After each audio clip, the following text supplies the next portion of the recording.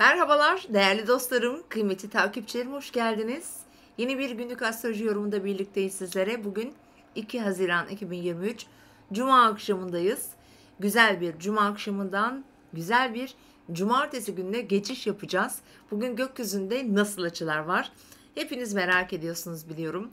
Öncelikle şunu söyleyelim, bugün Ay Yay burcunda ve Dolunay fazında, ayın ışığı büyüdü. Neredeyse tam olarak %90 parlaklığa sahip. Dolayısıyla da bizim için hem güzel etkiler var, güzel enerjiler altındayız. Aynı zamanda da aşk, ilişkiler, flörtler, para, finansla ilgili konularda da şanslı bir gündeyiz sevgili dostlar. Gerçekten tatlı açılar var gökyüzünde. Bugün böyle güzel haberler vereceğim için sizlere ben de mutlu ve heyecanlıyım aslında. Evet sevgili dostlar, bu akşam peki neler var? Hani Cuma akşamı biraz sert demiştik dünkü yayında bahsettiğim gibi. Bu gece saat 12 sıralarında belki biraz işte Ay Neptün 45'liği var. Biraz rahatsızlıklarla ilgili ama düşünce rahatsızlıkları, bizi yoran düşüncelerle rahatsızlıklar içerisinde olabiliriz. Fakat saat 12'den sonra saat 03'te Ay Akrep Burcu'nda boşluğa girecek ve sabah 8'de de Yay burcuna geçiyor. Yani cumartesi ve pazar çok daha keyifli bir enerji altında olacağız. Motivasyonumuzun yüksek olduğu bir gün bu arada. Enerjimizin yüksek olduğu bir gün. Çünkü bugün Venüs ve Neptün arasında bu gece hemen 3'üne geçtiğimizde 0-1 sıralarında üçgen bir açı kesinleşiyor sevgili dostlar. Gece 2 sıralarında da yine aslında Venüs'ün güzel etkileri var. Hemen sabah 7-16, 8-16 arası Ay Plüto'ya güzel bir desteği var. Ve cumartesi akşam saatlerinde 20 ile 22 arası diyelim, Ay'ın Mars'la üçgeni var. Şahane bir enerji, muhteşem bir eş zamanlılık, güzel bir senkronizasyon yakalayabilirsiniz. Aşk için diyorum, evet aşk olsun lütfen. Sevgi için, dinamizm için, keyif ve eğlence için gerçekten çok güzel bir gün. İlişkileriniz için gayet güzel, başarılı sonuçlar alabilirsiniz. Hemen bu haritayı açarak ben size bunu biraz detaylandırmak istiyorum. Evet, Ay Yay burcunda tabii ki Jüpiter, hani yönetici gezegen Jüpiter şu an halen daha o şans durumunda birlikte. Yani Kuzey Düğüm ve Jüpiter yan yana kavuşumda. Bu da bizim için neydi? Hem huzur bir şifası, parayla ilgili şifalar, sağlıkla ilgili şifalanmalar, ruhsal sıkıntılarınız bakımından şifalanmalar, bekleyip de sonuca gidemediğiniz konularda aslında bir bakıma sabırdır bu. Hani sabreden derviş muradına erermiş. Dolayısıyla da bugünü şifalandırıcı olarak kullanın. Şimdi derece olarak Venüs Yengeç burcunda 27 derecede ve 27 derecedeki Balık burcundaki Neptünle ahenkle dans ediyor. Bu astrolojide öncelikle çok güçlü bir yaratıcılık ve sanatsal bir güç verecektir. Biraz böyle sezgileri de çok güçlü derecede olumlu yönde bu arada ilerletecektir ve astroloji mesela çok romantik, bulutların üzerinde uçuşan aşklar genellikle ve Neptün ve Venüs'ün üçgenleri arasında olur. Bu da bir su elementi olduğunda tabii burada duygular çok çok çok daha yoğun olarak yaşanacaktır. Bunu karşı cinsle yaşayacağınız ilişkilerdeki romantizm, affetmek, bağışlamak, biraz daha böyle olayları akışına bırakmak gibi kullanırken diğer ilişkileriniz, aile içi ilişkilerinizi de lütfen bunun içerisinde unutmayın. Bu hafta hep bahsettiğim kadın figürler dedik. Hayatınızdaki sevdiğiniz, sevmediğiniz hiç fark etmez. Tüm kadın figürlerle bir görünmeyen bir bağ oluşabilir sevgili dostlar aranızda. Şifalanmak için muhteşem bir enerjidir. Şöyle baktığım zaman tam olarak İkizler Burcu'nda da bir güneş var. Yani an haritasından bahsediyorum. Bu tabii ki ortaklı işlere çok yarar. Bir takım karar verilmesi gereken fakat hala üzerinde düşündüğünüz, belirsiz kalmış konularda aydınlık bir süreçteyiz. Zaten Dolunay fazındayız. Çünkü pazar günü Yay burcunun 13 derecesinde bir dolunay yaşayacağız. Yani dolunay birçok kişiye bir kararlılık getirecek. Aynı zamanda da aylık burç yorumlarında bahsettiğim gibi bir takım burç gruplarına gerçekten ilişki, aşk, romantizm, huzur, yaratıcılık, keyif, uzun vadeli planlar da getirecektir sevgili dostlar. Gerçekten harika bir gün. Bu harika günü destekleyen 3 tane saatim var. Bakın bu saatleri bugün mutlaka değerlendirin sevgili dostlar. Gerçekten çok destekleyici. Şu an Antalya çok sıcak.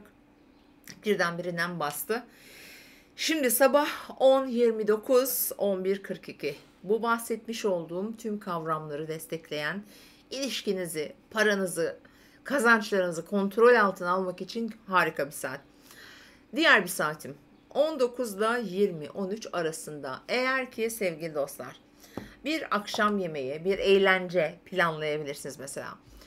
Sevdiklerinizle bir romantik bir akşam yemeği de olabilir bu. Ya da sevdiğiniz insanlara bir sunum yapmak isteyebilirsiniz. Uzun vadeli bir planınızı anlatmak isteyebilirsiniz. Çok da hoş karşılanırsınız. Bu saat gerçekten çok emek verilmiş konularda başarı getirir. Bunu rahatlıkla söyleyebilirim.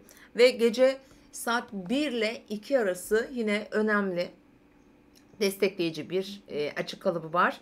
Evet, Neptün'de Venüs bizi ahenkle dans edecek. Ruhsal olarak şifa verecektir.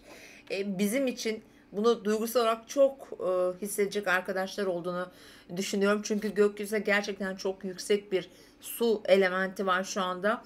Hava ve toprak azınlıkta, ikinci olarak da ateş. Şimdi bu ne demek? Duygusalız.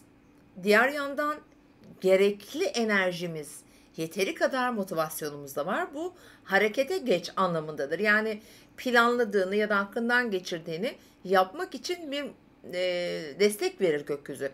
Ve şu an bu desteği gerçekten güçlü bir şekilde veriyorsunuz. Ayrıca ay ateş elementinde bakın. Yay, Aslan burcunda Mars'ımız var. Dolayısıyla tabii burada bir ateş üçgeni oluşuyor. Bu ateş üçgenleri heyecanımızı da çok arttıracaktır. Üzerimizdeki ataleti de atabilirsiniz. Karamsarlığı, o kara bulutlar artık bugün gidiyor bu arada. Böyle düşünün. Motivasyon eksikliği yaşayanlar için tekrar söylüyorum, harika bir gün olacak sevgili dostlarım. Diğer yandan Haziran ayı burç yorumlarını her gün hatırlatıyorum. Tekrar hatırlatacağım. Lütfen izleyin. Çok önemli gelecek planları yapmak için rehberlik edecek size bilgiler var onların içerisinde. Ve şu anda bugün, yani 3 Haziran günü, bir dakika hemen önemli bir şey daha söylemek istiyorum sevgili dostlar sizlere. Şimdi Venüs artık son derecelerde, yani Yengecin 28, işte bir gün sonra zaten, yani ayın 5'inde Aslan Burcu'na geçecek. Zaten ilişki ve aşk etkileri çok fazla güçleniyor gökyüzünde.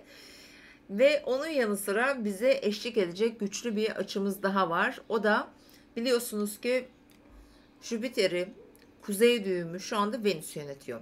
Çünkü ikisi de Boğa burcunda. Venüs Aslan'a geçtiği gibi şu an son demleri. Jüpiter buradaki duyguları inanılmaz büyütür bakın. Burada nasıl tarif etsem size, platonik aşklar. Bir hayranlık duyuyorsunuzdur birine. Çok hoşlanıyorsunuzdur. Mesela cesaretiniz yoktur. İşte bu cesaret verir. Başka bir türlü bakalım. İşte çok önemli yetenekleriniz var. Bunları fark edebilirsiniz sanatsal olarak. İlham verici bir açıdır. Dans ettirir. Bulutların üzerine çıkartır hatta. Özellikle bu kavramları, bu gizlilikle ilgili hani ortaya çıkmasını beklediğiniz ya da istediğiniz ne varsa bakın, bence durmayın.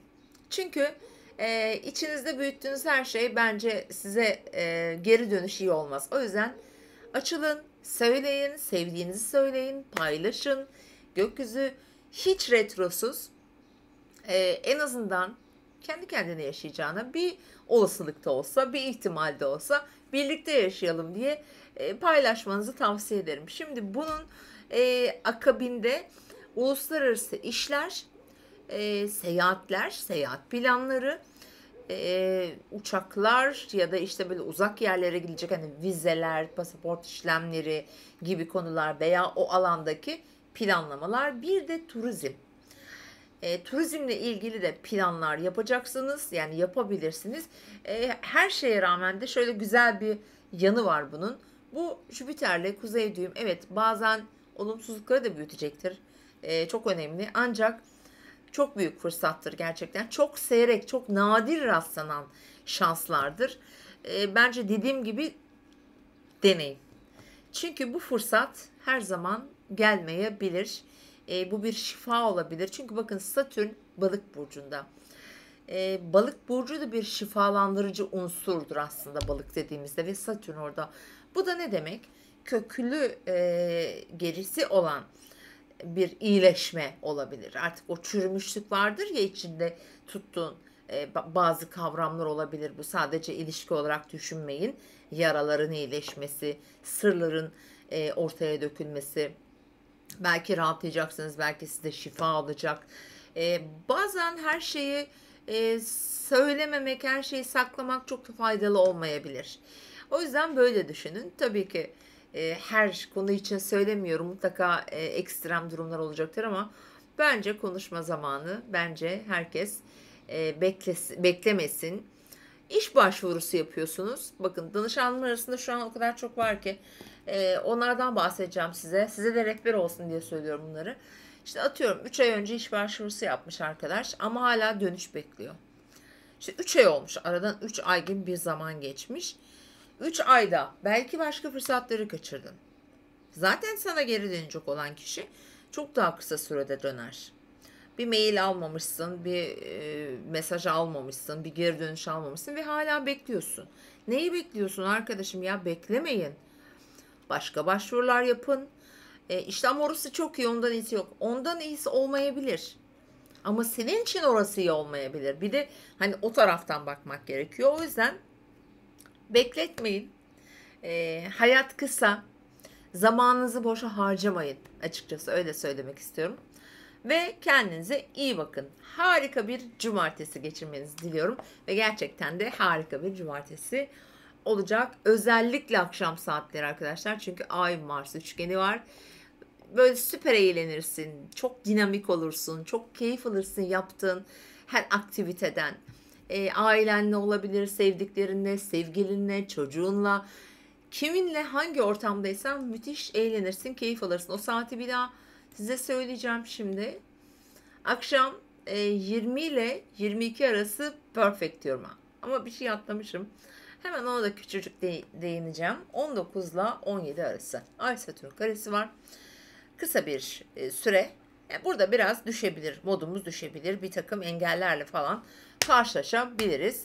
Geçici etkidir. Çok takılmayın ama gereğinden fazla da bir şeyleri abartmamakta da fayda var. Hani ölçülü. Çünkü Ay ve Jüpiter 150'li var. Düğümlere 150'li var. Bunlar biraz kaygı yaratır sonrasında. Acaba işte iyi mi ettim, kötü mü ettim diye.